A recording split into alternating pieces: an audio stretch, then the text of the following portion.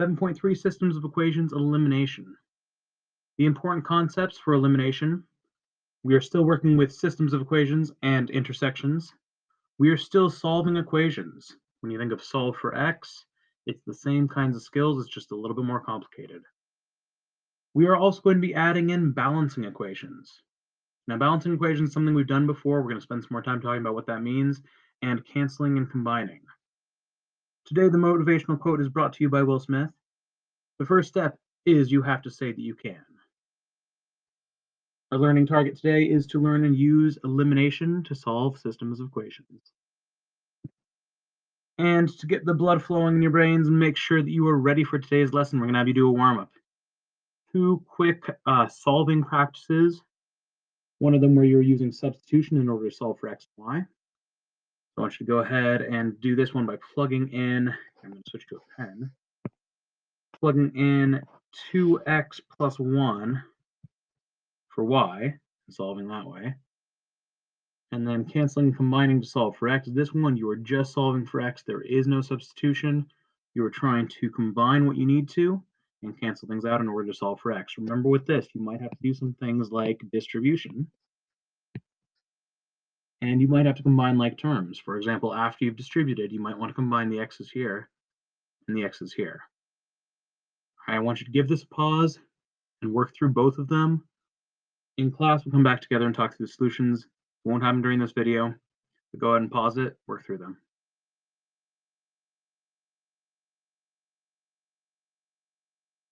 All right, I'm hoping that all of you had a chance to work through these. And if you feel like you're still confused on them, take a look back through the earlier lessons and the earlier worksheets, especially for substitution. You want to make sure you have those skills down because it makes elimination easier.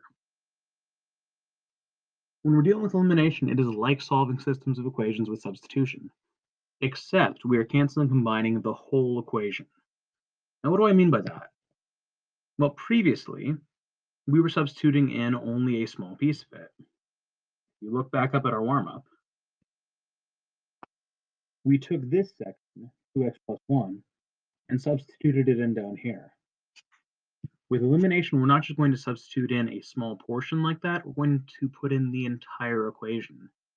And we're going to do that in a way that will keep both sides balanced. It is based on the golden rule of solving. What you do to one side, you do to the other. Okay? So this is going to be true no matter how easy or difficult any given equation is. If I've got something like 2x minus 5 is equal to 13, let's say. What I do to one side, I have to do to the other. If I'm going to add 5 to both sides,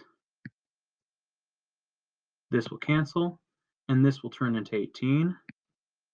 I will next have 2x is equal to 18. Hopefully some of you have already worked through what x is. In order to get x by itself, we have to divide both sides by 2.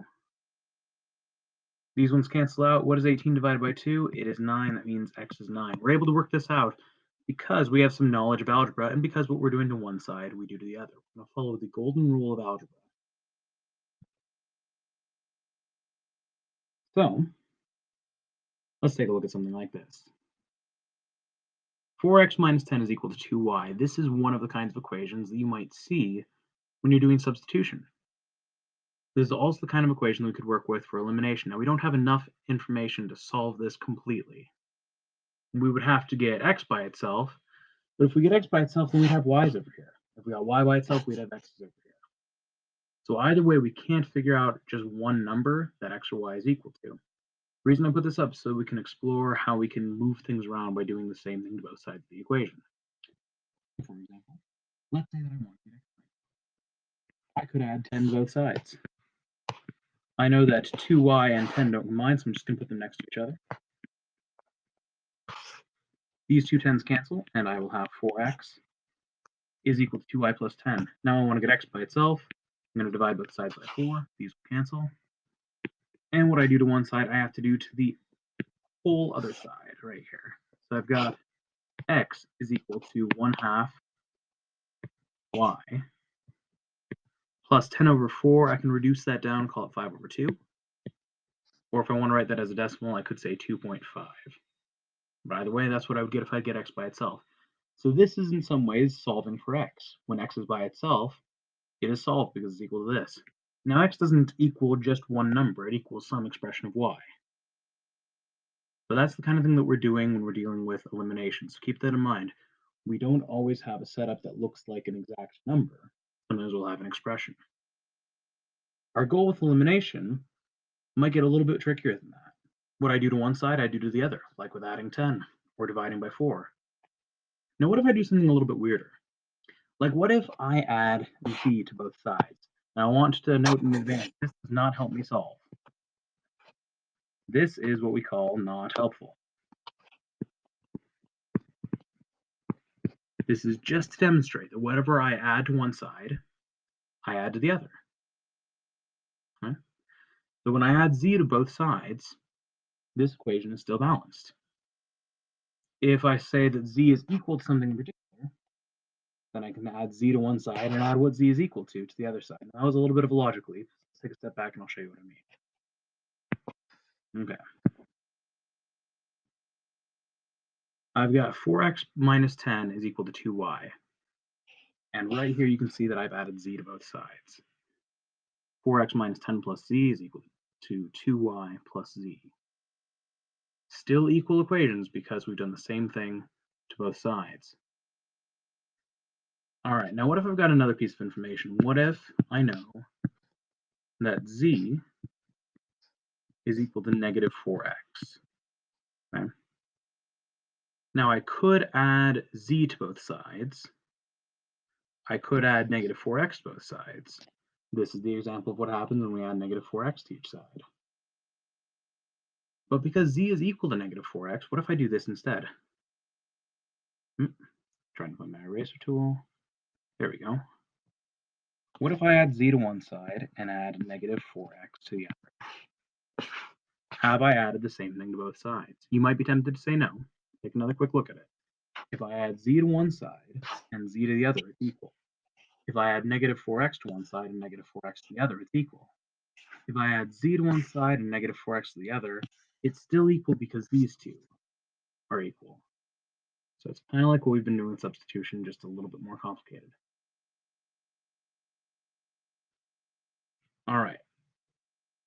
Now let's take a look at it with this one.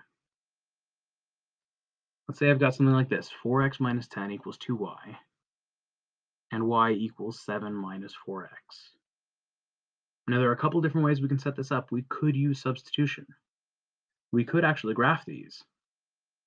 But let's go ahead and work through it without substitution, without graphing. Let's do it with elimination. And make things a little bit easier, I'm going to swap the order on this. 7 minus 4x is equal to y, and you'll see what I mean in just a moment. If these two are equal, I could add y to both sides. But instead of writing in y, I'm going to write this thing here. I'm going to instead write plus 7 minus 4x. All right? Go ahead and rewind that if you missed that step. I can add y to both sides. If I add the same thing to both sides, it's equal. Or if I add y to one side and what y is equal to the other, then that can work. All right, the video is going to end right here for a moment. We're going to come back in a little bit and work through the rest of it.